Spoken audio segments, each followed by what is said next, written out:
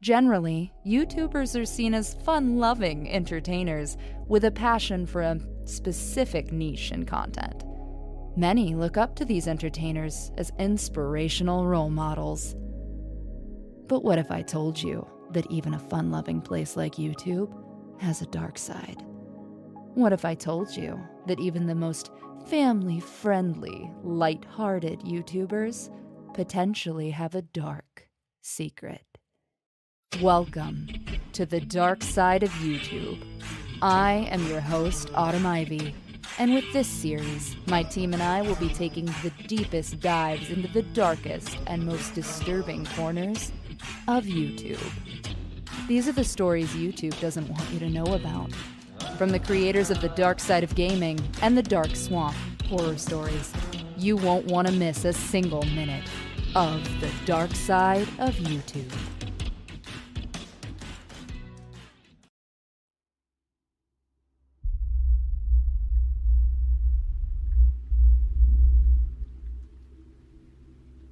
Almost 10 years ago, the city I lived in was hit by a really bad hurricane, and my neighbor was almost completely flooded.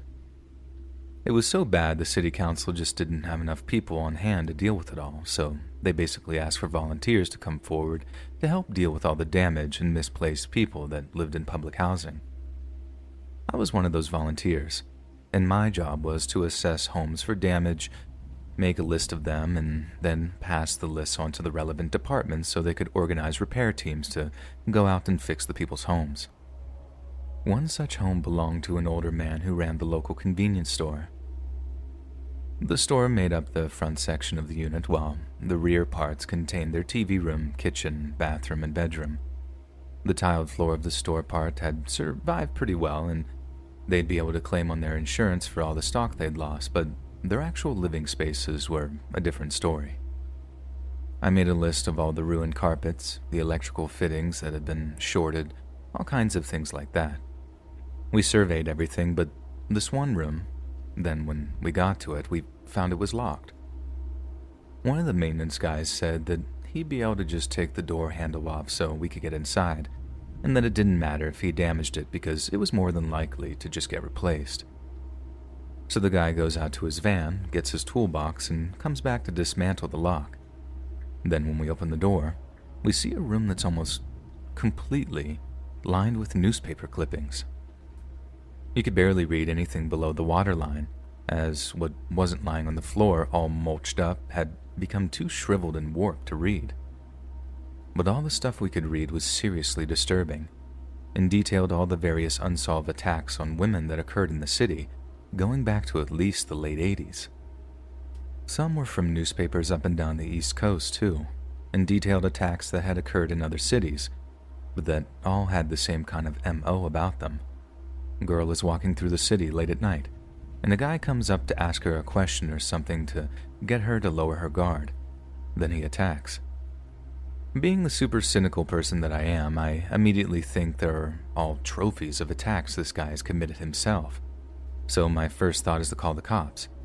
I really did think that I'd uncovered evidence of some serial attacker who'd gone many years without being caught, and I was so interested to know if I was right that I insisted I get the number of one of the cops so I could get updates on how their investigation was going. About a week later, I give one of the cops a call to see how it's going and if they'd arrested the guy on the suspicion of anything. The cop told me that he too had believed that something really creepy was going on, but when they contacted the guy and asked him if they could have a little chat about the newspaper clippings, he'd been more than willing to talk to them about it. Turns out, one of the girls in the newspaper clippings was his sister, and that since the guy had never been caught, he'd been doing his own little investigation into the attacker and his identity. I felt bad enough knowing that I'd gotten completely the wrong idea about the guy, but what the cop told me next made me feel even worse. Not over anything I'd done or the inconvenience I caused the guy, more like pure sympathy for him, because years of his work had been almost completely destroyed. There'd been all these soaking wet folders in the desk drawers, all mulched up and rotten from the flooding. They weren't more creepy newspaper trophies as I initially suspected. They were years of this guy's own personal investigative notes, completely destroyed by the flood. I heard that there were interview notes, copies of crime scene photos the guy had Xeroxed, all kinds of stuff like that. It had taken him years to put it all together, and the flooding had destroyed it all in the space of a night. The cop said that the guy was visibly holding back tears when he'd given him the news about how much damage the flooding had done. He knew his carpets were going to be ruined, but he didn't expect the waters to reach the height of his desk drawer so that his files would be destroyed. He said he was so close to getting enough info together so that the cops would be able to catch the guy who attacked his sister. How the net was closing in closer and closer, that he was just months away from presenting his list of potential suspects to the cops in Philly and Newark. He could still remember a lot of the names, but the details linking their previous crimes to the unsolved ones had all gone up in smoke, or more accurately, had sunk down in the water. That whole incident is honestly one of the saddest of my life, knowing all that guy's hard work went down the pan. But it's also incredibly creepy to know that someone who'd committed enough attacks on women to fill an entire room with newspaper clipping might still be walking the streets.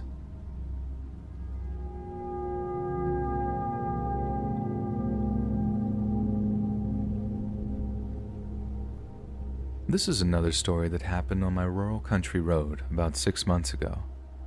I posted the first story that happened in high school as well, but thought both stories were too long to include in one post.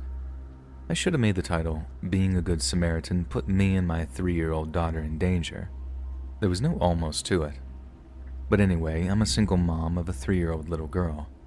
I'm so blessed that I have the most amazing parents who live about 20 minutes away from me who keep her when I need them to. I live in the city next to their rural area, and you have to go down a curvy wooded rural road to get to their house out in the country. My little girl had spent the night with them the night before, and I headed out to their house the next day around lunchtime to eat with them and bring her back to our house.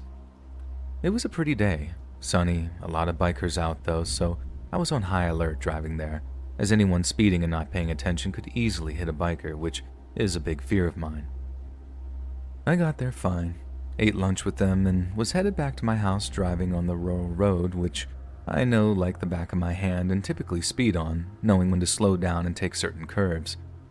My little girl requested that I put on her favorite songs in the car, so I was kind of watching her sing as she sat in the car seat in the back of the car through my rearview mirror. As we drove back home, I caught a glimpse of something blue up ahead of me just on the edge of the woods near the road. I was going fast enough that the image didn't quite set in as I approached, then passed it. But right after passing it, my brain finally processed that it was a blue, older car. It was flipped upside down and was rammed into a tree. The road was empty with only one house near, and there weren't any ambulances or cars near, so at first I was like, what the hell? Truly, the wreck didn't look like it had just happened, but I knew something was wrong in my gut. I pulled my phone out and called 911 as I kept driving, not fully processing that this had just happened. "This is 911, what's your emergency?" "Hey, I'm driving down and I just noticed a blue car flipped upside down and it looks like they ran into a tree. There wasn't anyone visible near the car and no other cars around them. I'm not sure if I was the first person in the scene or what." "What's your exact location? Is there a house close to the wreck? Try to find the nearest address.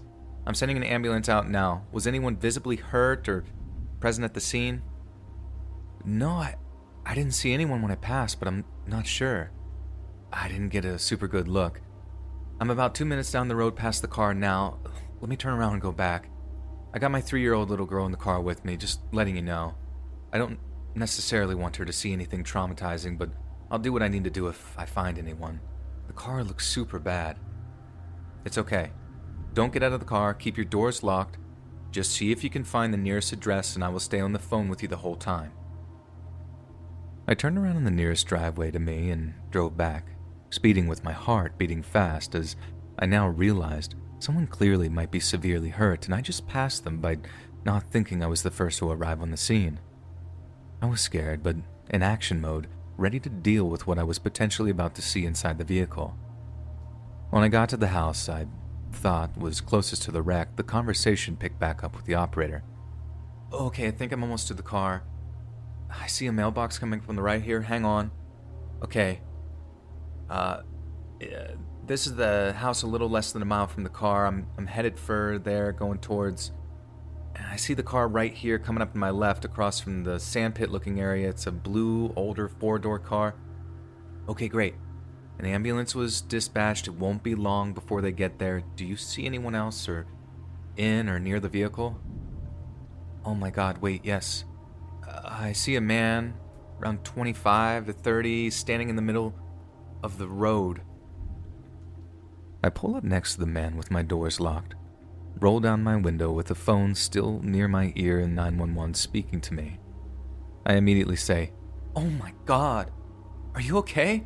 Is that your car?" The guy is slurring his words a little, clearly very injured but still standing and not in critical condition, and he just says, "Yeah, I'm fine." That's when I notice a large wound on the side of his head with blood all over it. I say, "Oh my god, you're bleeding. You aren't okay.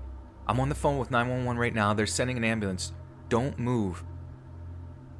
I hear the 911 operator ask me if he was okay or if he was hurt in my ear. I say no, he isn't. He's bleeding from the head, but he's standing in the road. I see the guy's face go from concerned about getting help to fully panicked and flat, and he says, "Is that 911 on the phone? Hang up. I need you to drive me up the road right now. Hang up the phone." The operator hears him say this and she says, "Is your daughter in the vehicle with you?" I say, "Yes. I can't drive this man anywhere. I'm not letting him in my car, especially with my little girl in here." Meanwhile, my daughter is silent in the back seat, just taking everything in. And that's when I look down and notice the man isn't wearing shoes. He's standing with bare feet, and there's a large wet stain on his blue jeans, which I immediately realize is urine. I can smell alcohol on him, and he isn't even standing that close to me.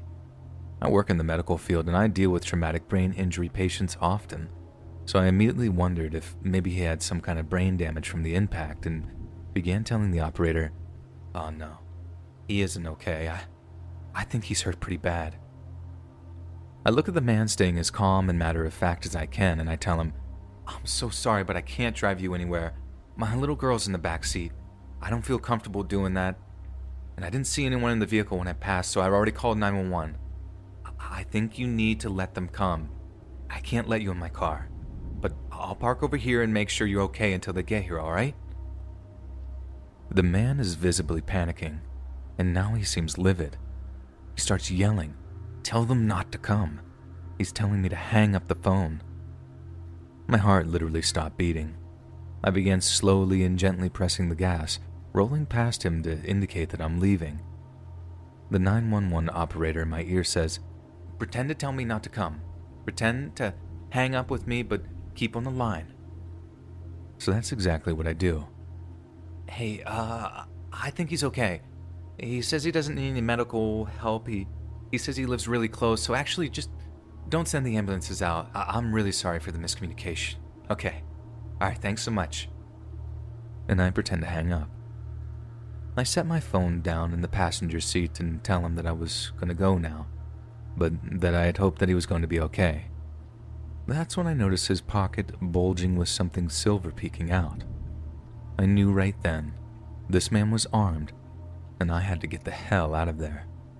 I smiled and said I was sorry I couldn't help, and quickly rolled up my window and sped off, turning around further down the road and passing him again at 65 to 70 miles an hour on a 45-mile-per-hour road. I started crying hysterically, and I picked up the phone to tell the 911 operator what had just happened. She said, "It's okay. You did the right thing. You played it cool and appeased him. We got the address and the ambulance is less than 5 minutes away." As she asked me for my name and identifying information, I see and hear sirens further up ahead. Thank God for that 911 operator coaching me through the situation. I still don't know what happened to the man, but I do know that he was clearly intoxicated, dangerous, and fully panicked, which is a scary combination that will make people do things without thinking clearly in an instant. My little girl asked, "Mommy, was that man hurt? I saw a boo-boo on his head." I just said, "Yeah, he's okay. He got a boo-boo. I think he was playing and bumped into a tree. A nurse is going to give him a Band-Aid. I'm glad we could help him." She was satisfied and smiled, continuing to listen to the music and sing when I turned the radio back on. A terrifying and creepy encounter, to say the least.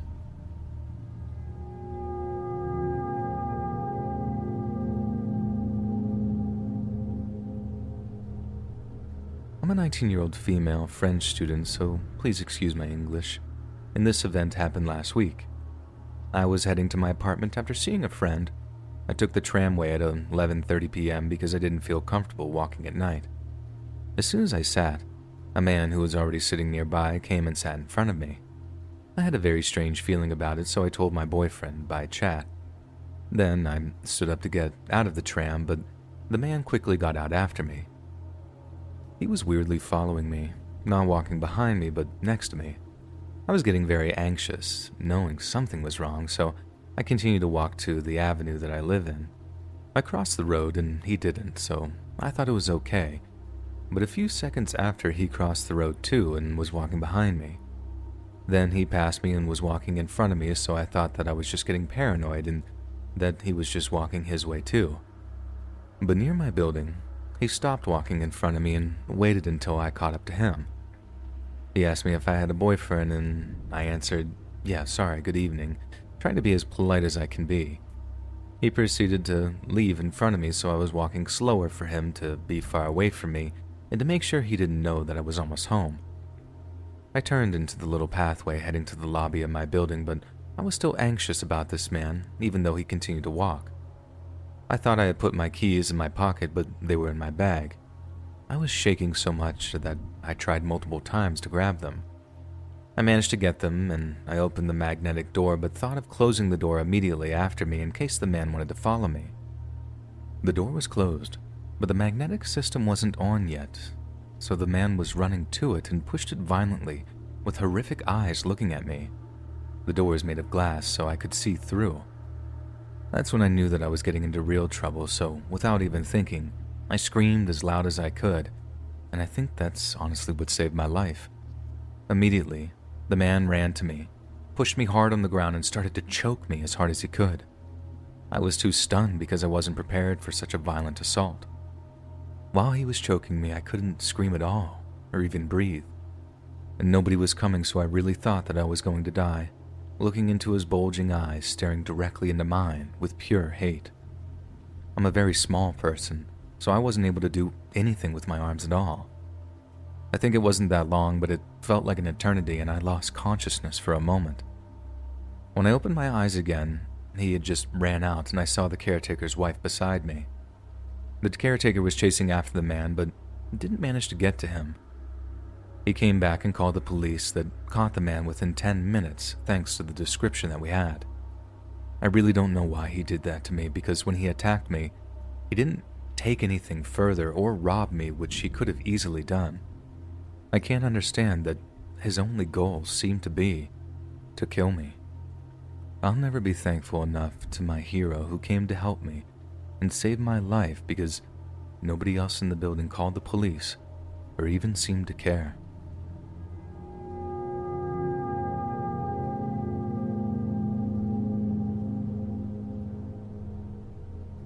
This happened about 7 years ago, and I'm still mentally recovering.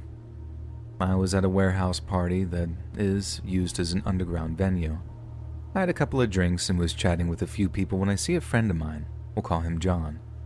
John and I have been friends since middle school. I'm in my 30s now, and our friendship only deepened after we graduated high school. We have had many one-on-one hangouts, dinner, drinks at a bar, etc., and nothing's ever been weird or awkward between us. We would discuss the typical topics of family, hobbies, politics, etc., and John has always been a bit of a loner, but maintained a few close relationships, and I always chalked it up to him being a bit shy. Overall, I perceived him as a good person, and one of the few male friends that I could trust. We engaged in conversation, and everything was going completely as usual. Then he randomly mentioned that he was jealous of me. This took me aback, as at the time nothing was particularly great about my life. Low-wage job, no serious significant other, kind of a terrible car, etc. I began questioning him about why he would be jealous of me, and several times he tried to change the subject. I kept pressing him. He sounded depressed, and I thought that he needed to open up. He goes on to say that he's jealous of the way that I interact with people, how naturally it comes to me, how I always have a positive energy about me, and how I genuinely care about things. I tell him, well, there must be something you care about. He proceeds to tell me that he doesn't care about anything or anyone and just never has, that all of his friendships are based around similar hobbies, but he genuinely doesn't love or care about a single person that he has ever known. I was very disturbed at this point, as I could tell that he was completely sincere. I asked, well, what about Carlos? Carlos is a mutual friend and the person I thought to be John's closest friend. He replied, even Carlos. I kept asking him different questions like, not even your mom or sister? And he would respond, no, I don't care about them. I don't hate them, but I don't love them. Never have. This conversation carries on for a good 30 minutes or so. He describes his thought process about a myriad of things in life since he was a child, basically devoid of feeling and knowing that he was different from others. John and I have taken psychedelics many times, not together, so I asked him, what do you experience when you trip? He replied, visual hallucinations, but mentally all the trips are the same. They're dark. I don't have euphoric love or other blissful feelings that some people describe. I got dark fantasies, man. He goes on to say that he has a proclivity for violence, and that it's the only thing that he thinks about that makes him feel anything at all. And then he tells me that he's killed somebody. At this point, the room is spinning around me. I'm utterly terrified, and had been for a while, and was completely screaming inside in panic. I didn't feel threatened by him, but I could tell that he was being completely sincere. I've known him since we were kids. He was calm. My eyes were darting around the room when they weren't met with his, looking for any sort of exit alibi. He starts in on the details of the murder. He shot a man in the head, a stranger who was unsuspecting. He didn't go into much detail. He was apologizing to me profusely between every detail he did tell, saying that he deeply regrets telling me all of this about himself, that I'm a beautiful person, and he can't believe I'm the one he confessed to.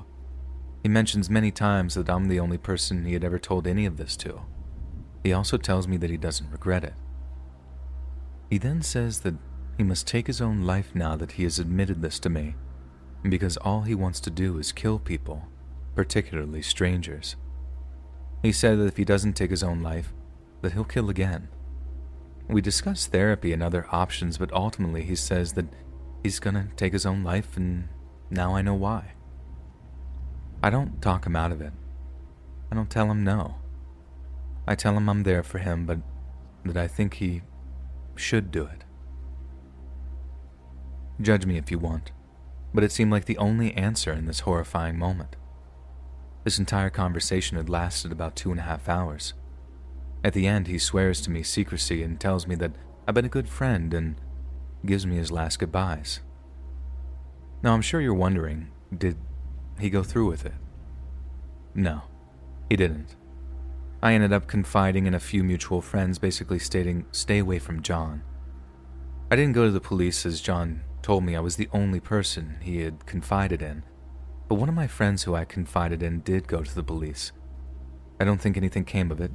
John reached out to me several months later telling me that he desperately wanted to kill again.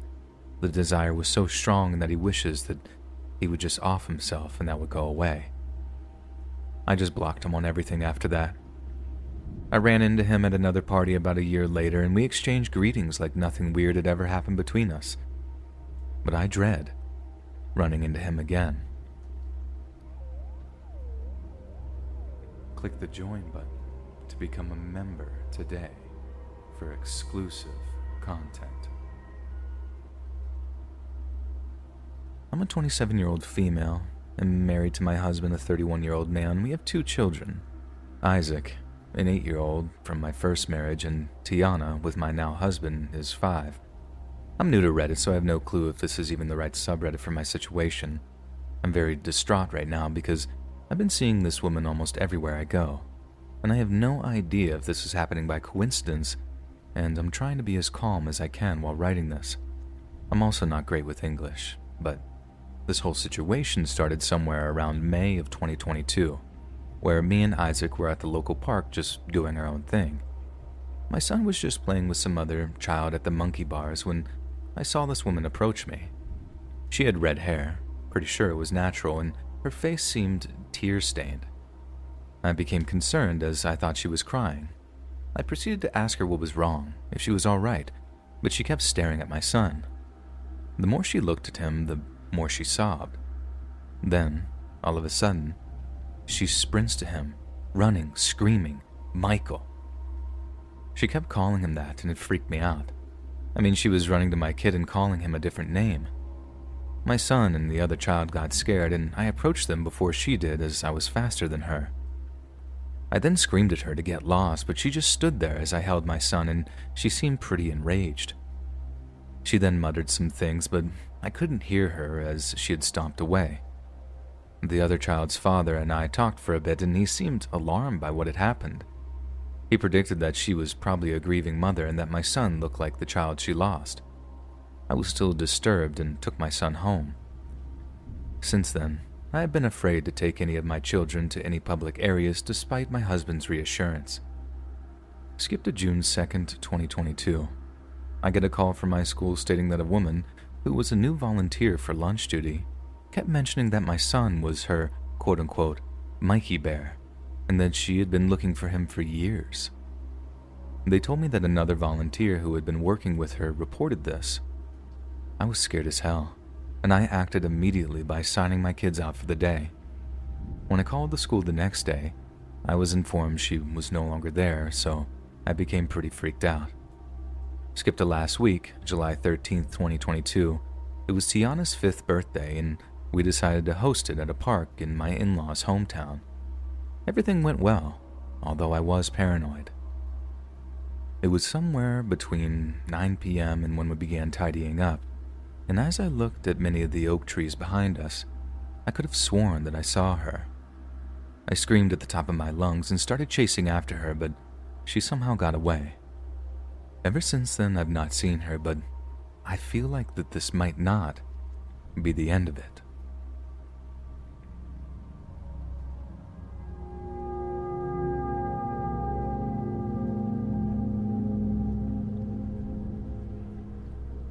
I'm a 21-year-old female, and my roommate/best friend, also 21, lived in a rental house. I won't say our exact location, but it's in Texas, and her and I are both practicing Wiccans. We do rituals, meditations, and have weekly coven meetings. I can't stress enough how much Wicca is not a bad religion. Witchery is not really how it's depicted in fiction. We don't pray to the devil, we don't sacrifice animals, and we certainly don't harm anybody.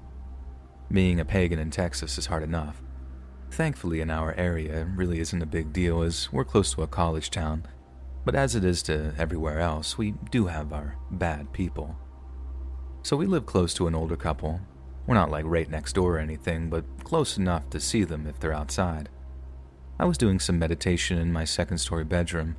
It's about 110 degrees here right now, so I was in a state of half-dress just to combat the heat. Later in the day, the man that lives next door stopped at my car and said that he saw me, quote-unquote, naked and praying to the devil, and that this was a nice community and we weren't welcome if we were going to practice that evil stuff. I told him to get the hell out of my driveway. As I was getting in the car, he said something along the lines of, "You keep playing near the dog's bowl. Don't be surprised when the dog bites you." I just flipped him off and left. I'm not a mean person, but I have low tolerance for ignorance.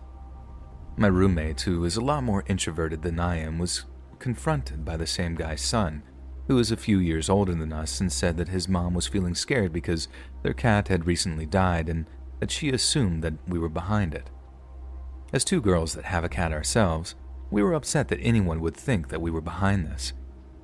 He also made mention that his dad had pointed out that he had seen me meditating in my room, but she had very wisely pointed out that he was the one looking through the window. and that he wouldn't have actually been able to see anything unless he made an honest and determined attempt to do so. And this apparently angered him and he left. So we both woke up early this morning to run some errands before the heat got too bad. When we left, we found that all of our plants had been ripped out of the ground and thrown around the yard. Our squirrel feeder and bat house were also damaged. Also, our cat's outside bed had been cut up with what I'm assuming is a knife. The biggest thing that bothered me was that a ceramic triple moon insignia that we have hung up on the side of our house was thrown into the yard and broken. Not only did we feel that our faith was attacked, but also our personal space. We called the police and filed a report. We told them everything that had happened with the neighbors, and they said without more evidence that there was nothing they could do. Shocker. And this has literally hit home for me. This isn't Salem. We're not here to hurt anyone.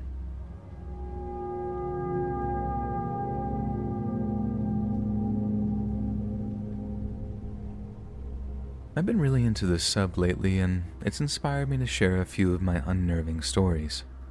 This happened ages ago when I was 21. I was a manager for a big box store, but in a town that was an hour drive from me. I lived in a small town and the store was in another small town, both about 12,000 people each. But in order to promote to a manager, I had to transfer, which meant doing this drive daily. I had hoped that it would be temporary because I dreaded driving this every day, especially late at night because of deer. This was also before cell phones were really the norm. I did have one, but it was one of these ancient bag-style phones, and I had just got it a week or two before. With these phones, you had to plug them into your car lighter in order to have them work, and they had a cord attached to a handset. Anyway, one night I was driving home, and it was really late, about 1 a.m. The drive is pretty desolate, with houses sporadically throughout mixed with sections of wooded area. About 20 minutes before my town is a random casino in the middle of BFE. I had just passed this casino and a truck pulled out behind me. I didn't think anything of it, but it was noticeable pretty quickly that they had been drinking because of their erratic driving. Because of this, I figured that I'd just put as much room between us as possible. Also to note, as I was going past them, they had their headlights on, of course, and could have easily seen that I was a young girl by myself. So the truck comes up behind me at a pretty fast rate of speed and goes to pass me. As they are next to me, they swerve a little towards me, and I just think that they are much more drunk than I thought and slowed down so they could easily pass. As soon as they got in front of me, though, they started to slow down. Way down. It got to the point that we were going 20 miles per hour in a 55 mile per hour zone and still slowing down, like they were trying to stop me. Every time they would get to around 5 miles per hour, I would swerve to the opposite lane and give it some gas like it was going to pass, which would then make them temporarily speed up. I could also see a lot better in the truck at this point. It was an extended cab truck with what appeared to be 5 or 6 guys in it. This was during hunting season, so it wasn't out of the norm to see a group of guys acting ridiculous and drunk this time of year. So they were trying to stop me, and I didn't want to necessarily pass given what had just happened, but at a certain point, I had to. So I go to try and pass the truck, but it blocks me from doing so by getting in the middle of both lanes. I try this a couple of times with the same result. Then finally I try to floor it and pass the truck, but it tries to run me off the road. I immediately get back behind him and am freaking out at this point. I had tried calling 911, but there was a huge area with no coverage yet and I couldn't get through. After what seemed like forever, I finally get through to them and they send me someone out immediately. As I'm on the phone with them, I see car lights in my rear view and am filled with panic because I know this car will inevitably try to pass given we are only going about 30 at this point. And sure enough, the car comes up behind us and goes to pass. And sure enough, the truck actually runs them off the road and into the ditch. I'm telling the 911 dispatcher this and I'm in full-blown panic mode. We're getting close to town now though, and I can see the first stoplight. I wasn't sure what the truck was going to do because our one lane splits into two and there was a gas station up ahead. And right as we approach the first light, I see an officer come in the opposite direction and starts flashing them over and over while telling the dispatcher that I see the officer. The officer makes a U-turn and gets in between me and the truck. He flicks the lights on them to pull them over, and they pull into a gas station at the main intersection of our town. I follow into the gas station to assist the police in whatever statement they may need and want to make sure these idiots are actually arrested. That didn't end up being a problem because they refused a breathalyzer, so they were taken to the hospital where a blood alcohol level was obtained. I really wanted to know more, but the officer didn't elaborate. I kind of wished that I could have called up and followed up on it. They never called me or anything to do anything in court, so I'm guessing they didn't need me, but it also means that they got away with only getting a DUI. I didn't realize this wasn't okay until way later, much too late to have done anything about it. All I know is the officer said that they were all 3 sheets to the wind. God only knows what their intent was, but I was terrified to find out. And thank God for that bag cell phone. It honestly probably saved my life.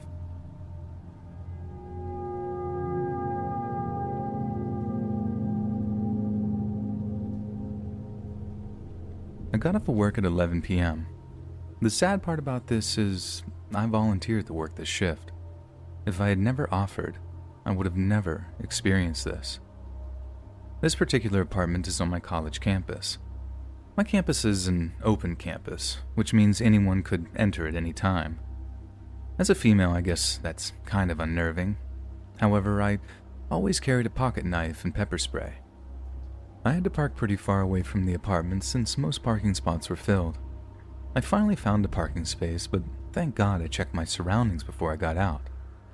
There was a fairly tall, grimy old man standing about 50 feet away from me.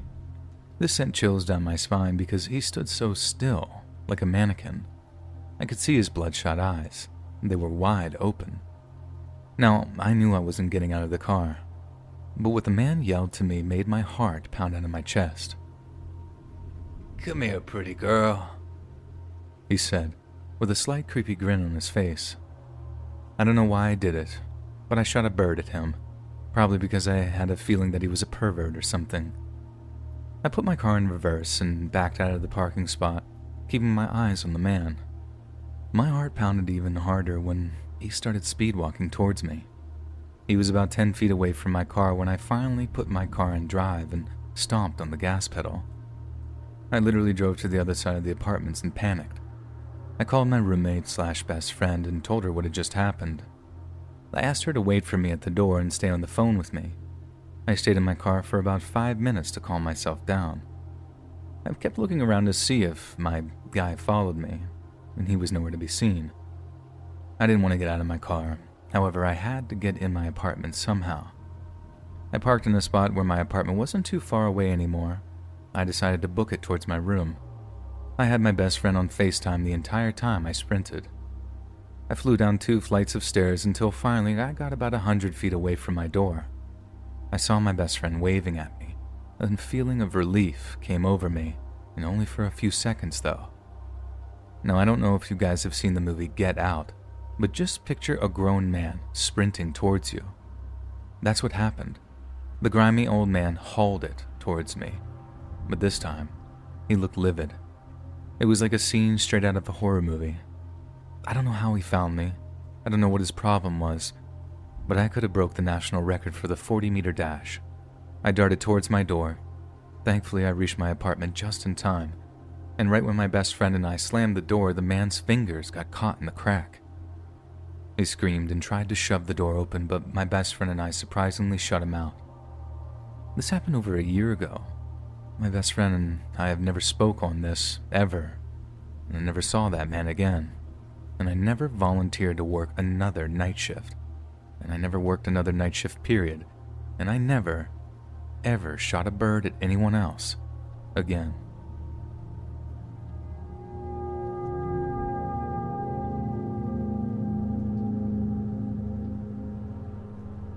I'm a 27-year-old female who went backpacking alone over the recent long weekend, which was 10 out of 10 beautiful. The second night, I camped at a beautiful high-elevation lake, which could also be accessed by a short 1-mile trail, so there were a few other campers and several people who were just day hiking and fishing. It was late afternoon, and I was sitting around my camp reading when a guy in his mid-20s walked by carrying a fishing pole and a small cooler. I didn't think much of it, but 5 to 10 minutes later, he doubled back and came and said hi. I said hi and went back to reading, but then, without warning, he then sat down on a stump next to me. I was completely taken aback at this invasion of my space. He started asking me questions that were really just statements, but in a creepy, amused tone like, "So, you just reading?" And then looked behind me and noticed my tent and said, "Ah, you staying the night here alone, huh?" I didn't say anything in response to this in particular, but it's obvious that I am. It's hard to explain, but his vibe was just really off. I was so uncomfortable that I couldn't even really form words or tell him that I was trying to be alone to get him to leave. I was honestly paralyzed. His eyes were so dead and dark and just drilling into me. I just responded with like, "Uh-huh," or "yup," or something, and just tried to pretend that I was still reading. Without warning, he pulls out and cracks a beer and lights a cigarette and just starts blowing it at me. At this point, I'm so uncomfortable and just not responding. Soon another hiker wandered by and he strikes up a conversation with him, and I took the opportunity to grab my water filter and bladder and pretended to need to get water. I went to the shore and filtered some water super slowly and saw him walk away to go sit with the new guy, which made me super relieved, except that he kept looking in my direction. I came back eventually and got inside my tent, and for about 20 minutes everything was fine. I had the rain fly pulled back and was watching the sunset and loosely organizing my things when he popped out from behind my tent and stood maybe 1 foot from my door looking down at me. He didn't say anything, but just started laughing really creepily and fakely again. I asked what, and his response was, "This is just, really funny." I felt literally sick in my stomach and finally responded with something like, "I'm taking a nap now, so have a good night." He laughed again, but luckily left. Later, I saw him wandering around the camp with no real purpose, still looking in my direction often. I had no service, but I wrote down his last name, at least what was written on his cooler, and where he said he was from while talking to the other hiker at my notes app just in case, and slept with my pocket knife close. I debated leaving camp that night, but ended up staying and just leaving super early in the morning in case he came back. Normally while backpacking, I think the worst thing that could happen is that I might run into a bear or sprain an ankle, and maybe this seemed not that bad as you're reading it, but this truly was the most unsettling experience I've ever had in the backcountry. I'm sure I'll be back out soon, but hopefully somewhere far away from this dude.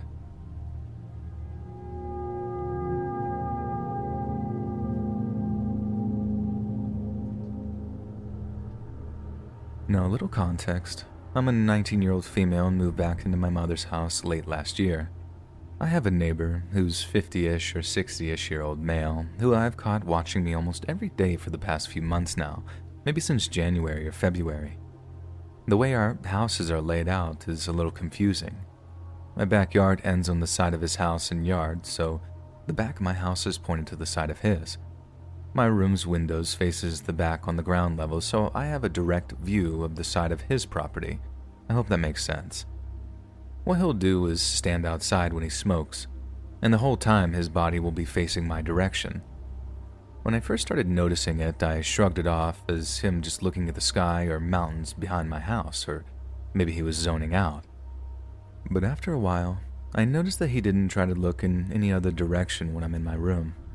Soon, it was just about every day I could count on seeing him outside looking in my window or yard. I was getting sick of it.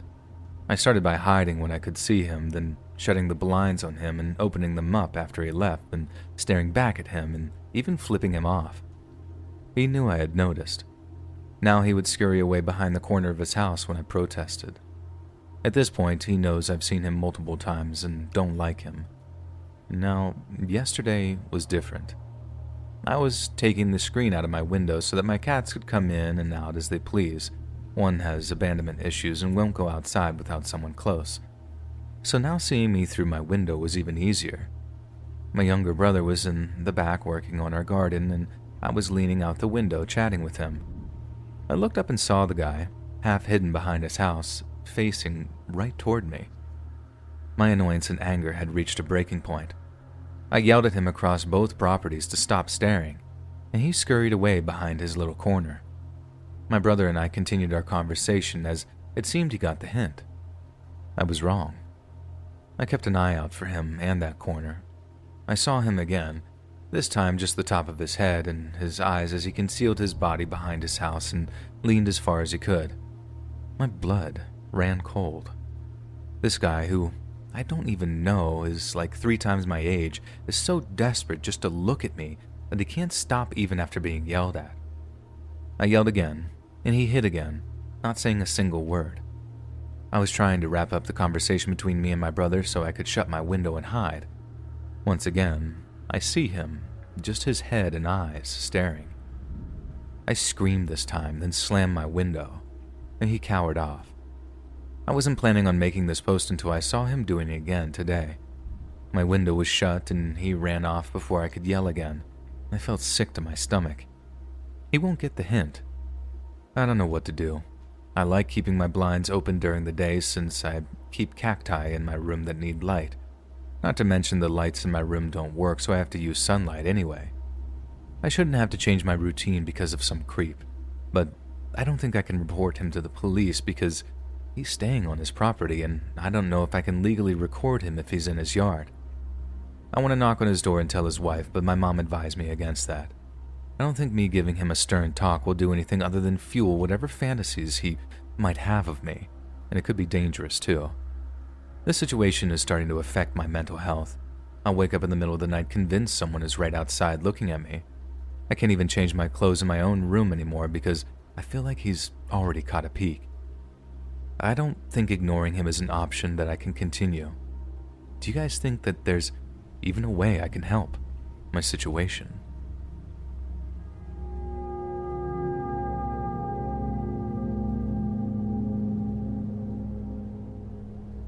This happened just last week. I'm currently on maternity leave and my partner is back at work, so it's just me, baby, and dog most of the time. So last Thursday, there's a loud knock on the door, loud enough for me to hear over the TV despite being in the back room and having the doors closed. I get up and answer the door with the baby in my arms, thinking it might be a guy selling milk, the window cleaner, or even a postman. When I open the door, there's a guy standing there who initially says, "Hey," and just starts repeating, "I'm begging for my life. I'm begging for my life," over and over again. The thing is, he's not screaming it or really even being erratic. It only started after I opened the door and he said, "Hey," so looking back, I really don't think that he was begging for his life, as he said. All the time he's saying this, he's just staring straight through me. Not at me, through me. I shut the door after he said this 3 times because clearly he didn't actually want anything. I spent the next 10 minutes frozen in the living room before going upstairs and checking out the windows, both front and back. I spent the remainder of the afternoon with the curtains closed just in case he popped into my back garden and decided he wanted in. I posted on my community Facebook pages and he approached someone else on my street and actually dropped to his knees. We think he was just high as a kite, but really creeped me out, especially being home alone with a 3-week-old.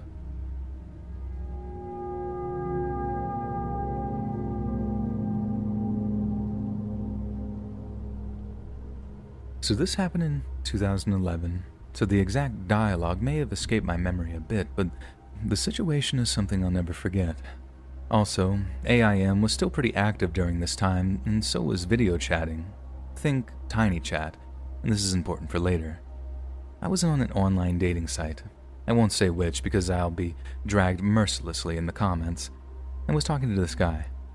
I was 31 at the time and he was 28. We talked for about 6 weeks before I gave him my phone number and we took it offline to calling and texting for another couple of weeks. 2 months after our initial chat, we were texting and he told me that he was out having a few beers at a bar near my house. He asked what I was doing and asked if I wanted to come out, but I had a very long day at work and didn't feel like going to a bar. I'm also not a big drinker. I invited him over to my place. I know, after he finished at the bar and he accepted. I figured that I would be okay since I do keep firearms for protection and know how to defend myself if needed. I also have a webcam. I took a shower so I wouldn't smell like a water buffalo on a hot day. the air went out at work, put on some makeup, and got dressed to wait. He then called and said that he was outside of my house. I clicked record on my computer webcam program and turned off my monitor and went to let him in. It's around 10 p.m. He comes in and we go back to my bedroom because my living room was being remodeled. We're sitting on the bed chatting for about an hour, talking about everything under the sun. The conversation flowed.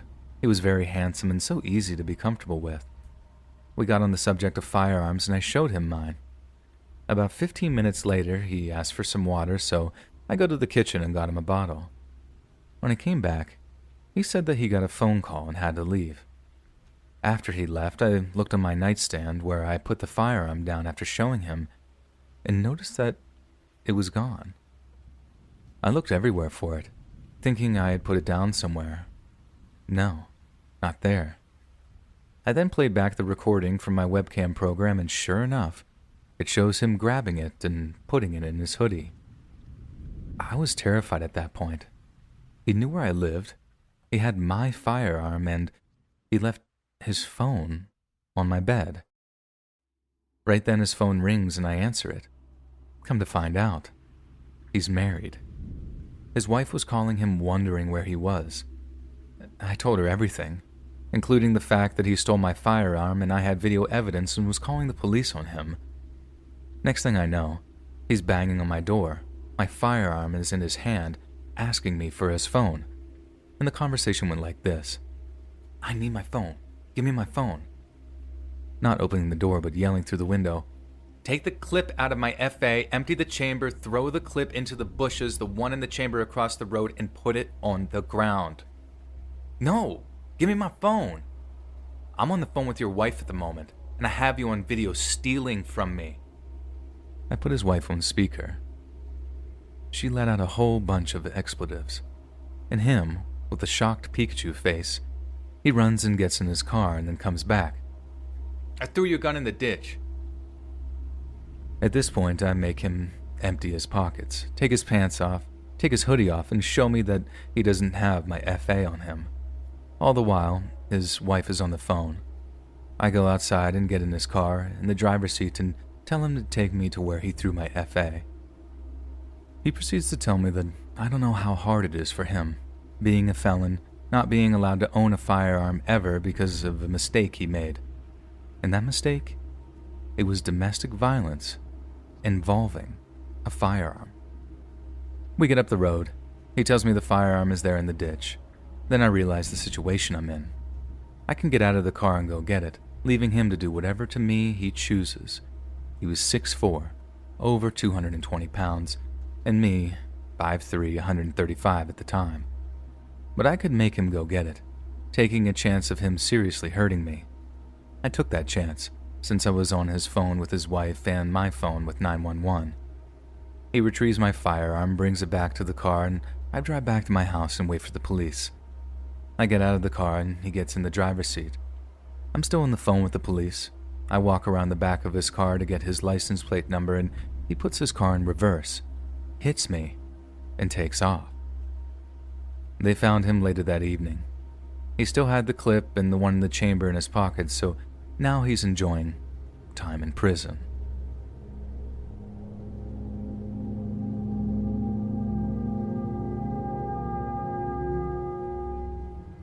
Today on my morning commute, something caught my eye in the brush beside the road. I immediately ID'd it as a deer, either an adolescent or even a baby. I took my foot off the brake just in case it decided to dart out into the road. As my car slowed, I realized something was very wrong. The deer was frozen in place, cheeks stained with streaks of dried blood from its wide-open eyes. Flies were swarming around, and I realized it was dead. When I got to work, I Googled deer diseases and couldn't find anything that would cause one to die standing up.